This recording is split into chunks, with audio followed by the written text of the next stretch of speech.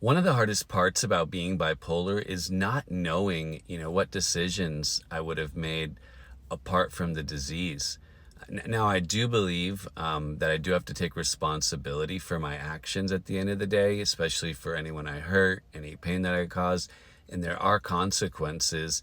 But I will say so many things, that I did, especially while manic, and I know other bipolar people, agree with this, are so out of character from who I normally was. I didn't really drink. I had never touched substances until my first manic episode. I became a completely different person.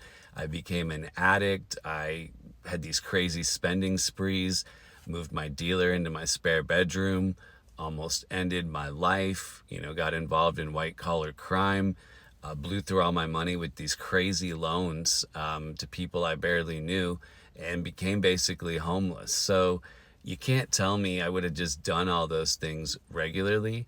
So that is a really hard part. There's a lot of shame.